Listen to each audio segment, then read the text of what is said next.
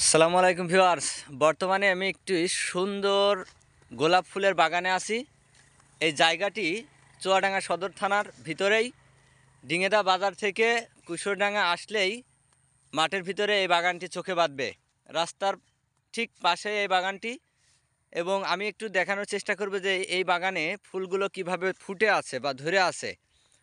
তো ফুলের চাষ অনেকটাই লাভজনক একটি চাষ। এই চাষটা অনেকেই করে। আমাদের এদিকে ফুলের চাষের প্রচলনটা কম থাকলেও অনেক চাষি বর্তমানে ফুলের চাষটা শুরু করেছে। তো এখানে আপনারা দেখতে পাচ্ছেন ফুলগুলো কত সুন্দরভাবে ফুটে আছে। এই যে একটি সুন্দর গোলাপ একেবারেই পরিপূর্ণ হয়ে গেছে ফুটে, এবং এর পাপড়িগুলো অসাধারণ লাগছে।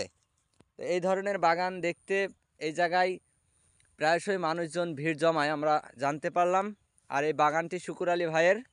তিনি এই বাগানে চাষ করে বা এই বাগানের চাষকৃত ফুল বিক্রি করে বেশ ভালো টাকা আয় করতে পারছেন।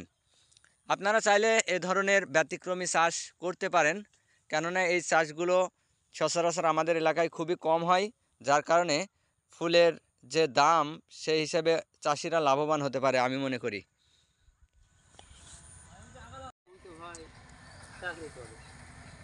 কৃষি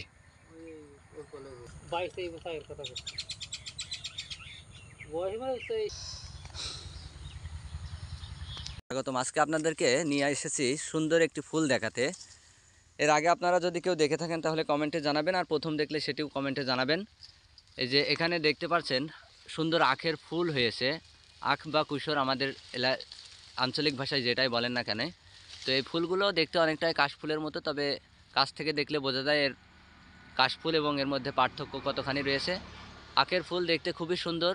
এই প্রথম যদি দেখে থাকেন তাহলে অবশ্যই জানাবেন, এবং এর আগে কে কে এই ফুল এইভাবে দেখেছেন একটু কমেন্টে জানাবেন। ধন্যবাদ।